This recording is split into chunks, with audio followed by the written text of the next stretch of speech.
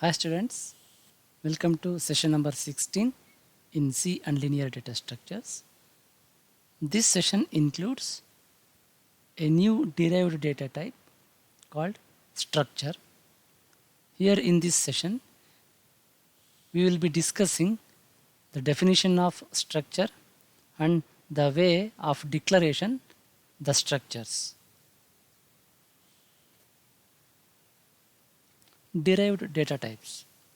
The various primitive data types that are available in C language are, we know that, integer, float, char, double and wide. Using these primitive data types, we can derive some other data types such as arrays, pointers, structures, union and enum. These data types that are derived from the basic data types are called derived data types. Arrays and pointers we have already been discussed in earlier sessions. Now we shall understand the concept of structure. Why do we need structures? We know that an array is a collection of similar data items such as integer, float, character, etc. If more number of data items of same data type are grouped, we normally use arrays. For example, the marks of 5 students can be stored using array as shown here. These are the marks secured by 5 different students. But all these data items are of the same type, that is integer. The ordinary variables and arrays can handle variety of situations, but in real world we often deal with entities that are collection of dissimilar data types. ಅಂತಂದರೆ ಬೇರೆ ಬೇರೆ ಥರದ data types. ಈ group of ವೇರಿಯಬಲ್ಸಲ್ಲಿ ಎಲ್ಲವೂ ಒಂದೇ ಥರದ data type ಇದ್ದರೆ ನಾವು ಅರೇ ಯೂಸ್ ಮಾಡ್ತೀವಿ. What if the data items are of different data types? For example, suppose we want to have the information related to a student. We may be interested in name of the student, that is a string or character type. Roll number is integer type data.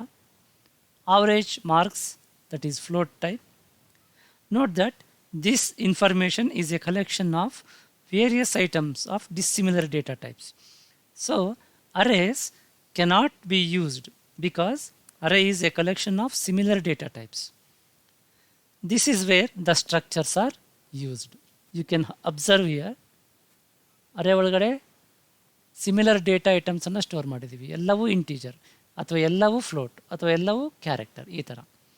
ಆದರೆ structure ಒಳಗಡೆ ನಾವೇನು ಮಾಡ್ಬೋದು, different data ಟೈಪ್ಸ್ನ data ಐಟಮ್ಸನ್ನು store ಮಾಡ್ಬೋದು. ಒಂದು integer ಇರ್ಬೋದು, ಒಂದು character ಇರ್ಬೋದು, ಒಂದು ಫ್ಲೋಟ್ ಇರ್ಬೋದು. ಹೀಗೆ ಅದು ಮೇನ್ ಡಿಫರೆನ್ಸ್ ಅರೇಗೂ ಮತ್ತು ಸ್ಟ್ರಕ್ಚರ್ಗೂ. ನಾವು ತುಂಬ ಕಡೆ ನಮ್ಮ ಪ್ರೋಗ್ರಾಮ್ಗಳಲ್ಲಿ ಈ ಥರ ಸಿಚುವೇಶನ್ ನಮಗೆ ಬೇಕಾಗುತ್ತೆ. ಈ ಎಕ್ಸಾಂಪಲ್ ಇಲ್ಲಿ ಸ್ಟೂಡೆಂಟ್ ಅನ್ನೋ ಒಂದು ಸ್ಟೂಡೆಂಟ್ನ ಡೇಟಾನ ನಾವು ಸ್ಟೋರ್ ಮಾಡಬೇಕು ಅಂತಂದರೆ ಆ ಸ್ಟೂಡೆಂಟ್ಗೆ ಸಂಬಂಧಪಟ್ಟಂಗೆ ಅವನ roll number, average marks, name of the student ಇವೆಲ್ಲವೂ ಬೇರೆ ಬೇರೆ ಡೇಟಾ ಟೈಪ್ಗೆ ಸೇರಿರ್ತವೆ. ಹಾಗಾಗಿ ನಾವು ಸ್ಟ್ರಕ್ಚರನ್ನು ಯೂಸ್ ಮಾಡೋದ್ರಿಂದ ನಾವು ಇದನ್ನು ಅಚೀವ್ ಮಾಡ್ಬೋದು. ನಾವು V shall see what is A structure. What is the syntax of a structure? A structure is defined as a collection of logically related variables under a single name. All these variables may contain data items of similar or dissimilar data types. ಅಂದರೆ structure ಒಳಗಡೆ similar data ಐಟಮ್ಸೇ ಇರಬೇಕು ಅಂತೇನಿಲ್ಲ, ಅಥವಾ dissimilar data ಐಟಮ್ಸೇ ಇರಬೇಕಂತೇನಿಲ್ಲ. ಸಿಮಿಲರು ಇರಬಹುದು, dissimilar ಇರಬಹುದು. Each variable in the structure represents an item and is called member or field of the structure. ಪ್ರತಿಯೊಂದನ್ನು ಕೂಡ ಈ ಸ್ಟ್ರಕ್ಚರ್ನ ಮೆಂಬರ್ ಅಂತ ಕರಿತೀವಿ ಅಥವಾ ಫೀಲ್ಡ್ ಅಂತಲೂ ಕರಿತೀವಿ. Each field has a type. ಪ್ರತಿಯೊಂದಕ್ಕೂ ಒಂದು ಡೇಟಾ ಟೈಪ್ ಇರುತ್ತೆ. The general form or syntax of a structure is shown here. Struct is a keyword it will be displayed in white color when we type on editor. This is structure name or identifier name. Within a pair of curly braces, the members are declared. Data type member 1, data type member 2, data type member n. ಈ ಥರ ನೀವು ಈ structure body ಒಳಗಡೆ ಎಷ್ಟು ಬೇಕಾದರೂ data ಐಟಮ್ಸನ್ನು declare ಮಾಡ್ಬೋದು. ಅದರ type ಯಾವುದಂತ ಇರಬೇಕು, ಅದರ ಹೆಸರಿರಬೇಕು. ಪ್ರತಿ ಮೆಂಬರು ಕೂಡ ಸೆಮಿಕೊಲನ್ನಿಂದ ಎಂಡ್ ಮಾಡಬೇಕು. Here struct is a keyword which tells the compiler that a structure is being defined. ಈ ಹೆಸರಿನ ಒಂದು ಸ್ಟ್ರಕ್ಚರ್ನ ಡಿಫೈನ್ ಮಾಡ್ತೀವಿ ಅಂತೇಳಿ ಕಂಪೈಲರ್ಗೆ ಇದು ಹೇಳುತ್ತೆ. member 1, member 2 up to member n, these are called members of the structure. They are also called fields of the structure. The members are declared within curly braces. The members can be any of the data type such as integer, character, float, etc. There should be a semicolon at the end of closing brace. ಇಲ್ಲಿ ಗಮನಿಸಿ, ಈ ಸ್ಟ್ರಕ್ಚರ್ನ ನಾವು ಇಲ್ಲಿ end ಮಾಡ್ತಾ ಇದ್ದೀವಿ. ಈ structure ಬಾಡಿನ ಈ ಕರ್ಲಿ ಬ್ರೇಸ್ ಮುಗಿದ ತಕ್ಷಣ ಇಲ್ಲೊಂದು ಸೆಮಿಕಾಲನ್ ಹಾಕಬೇಕು.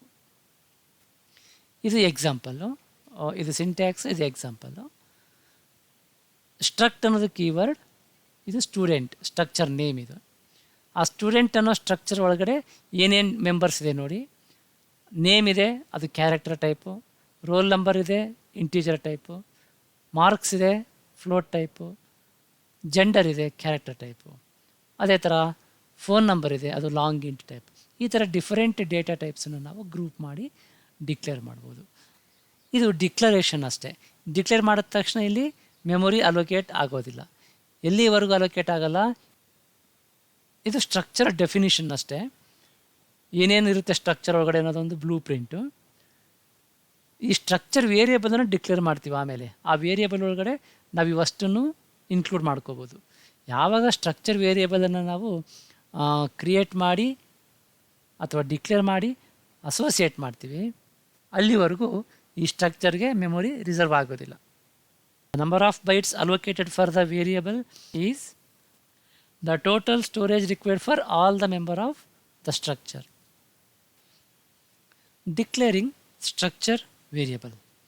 Let us see how to define the structure along with structure variables. We can declare a variable for the structure so that we can access the member of the structures.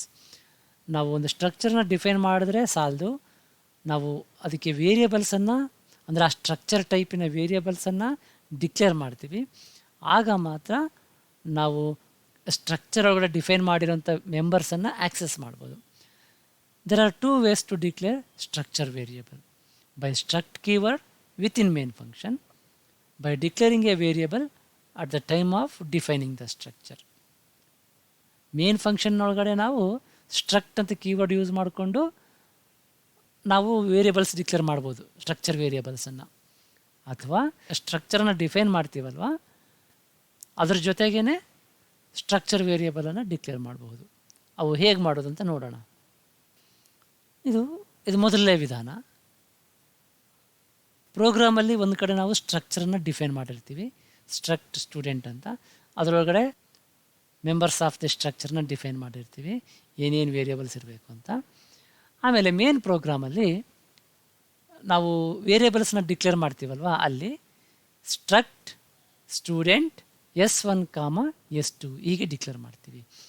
ನಾವು ಹೇಗೆ integer, character, float ವೇರಿಯೇಬಲ್ಸ್ನ declare ಮಾಡ್ತೀವಿ keyword ಜೊತೆಗೆ, ಅದೇ ಥರ ಇದು struct ಅನ್ನೋದು ಒಂದೀಗ data type ಆಗಿಬಿಡುತ್ತೆ, derived data type. Into float ಹೇಗೆ ವರ್ಕ್ ಆಗುತ್ತೋ ಅದೇ ಥರ ಸ್ಟ್ರಕ್ಟ್ ಕೂಡ ವರ್ಕ್ ಆಗುತ್ತೆ. ಸ್ಟ್ರಕ್ಟ್ ಸ್ಟೂಡೆಂಟ್ ಈ ಡೇಟಾ ಟೈಪ್ನ ಎರಡು ವೇರಿಯೇಬಲ್ಸನ್ನು ಡಿಕ್ಲೇರ್ ಮಾಡ್ತಾ ಇದ್ದೀವಿ ಅಂತ, S1, S2. S1 ಅನ್ನೋದು ಈ ಸ್ಟ್ರಕ್ಟ್ ಸ್ಟೂಡೆಂಟ್ ಅಂತ ಏನಿದೆ ಆ ಟೈಪ್ನ ವೇರಿಯೇಬಲ್, ಅಂದರೆ ಅದರೊಳಗಡೆ ಎಷ್ಟು ಮೆಮೊರಿ ಬೇಕು ಎಲ್ಲ ಮೆಂಬರ್ಸ್ಗೆ ಅಷ್ಟು ಮೆಮೊರಿ ಇದಕ್ಕೆ ಕ್ರಿಯೇಟ್ ಆಗುತ್ತೆ. ಅದೇ ಥರ ಎಸ್ಟಿಗೂ ಕೂಡ ಈ ಸ್ಟ್ರಕ್ಟ್ ಸ್ಟೂಡೆಂಟ್ ಡೆಫಿನೇಷನಲ್ಲಿ ಎಷ್ಟು ಮೆಮೊರಿ ಬೇಕಾಗುತ್ತೆ ಇದನ್ನು ಹೋಲ್ಡ್ ಮಾಡಲಿಕ್ಕೆ, ಅಷ್ಟು ಮೆಮೊರಿ ಇದಕ್ಕೆ ರಿಸರ್ವ್ ಆಗುತ್ತೆ. ಸೊ ಇದರ ಕಾಪಿ ಆಗುತ್ತೆ ಇವೆರಡು S1 ಮತ್ತು S2. ನೀವು S1 ಯೂಸ್ ಮಾಡಿಕೊಂಡು ಈ ಡೇಟಾ ಮೆಂಬರ್ಸನ್ನು ಆಕ್ಸೆಸ್ ಮಾಡ್ಬೋದು.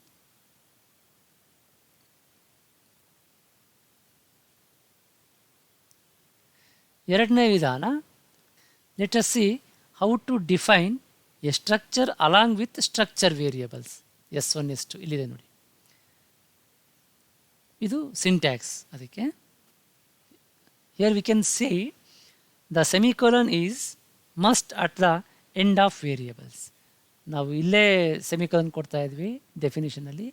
ವೇರಿಯಬಲ್ಸನ್ನು ಜೊತೆಗೆ ಡಿಕ್ಲೇರ್ ಮಾಡಬೇಕು ಅಂತಂದರೆ ವೇರಿಯಬಲ್ ಡಿಕ್ಲರೇಷನ್ ಆದಮೇಲೆ ಸೆಮಿಕೋಲನ್ ಹಾಕಬೇಕು.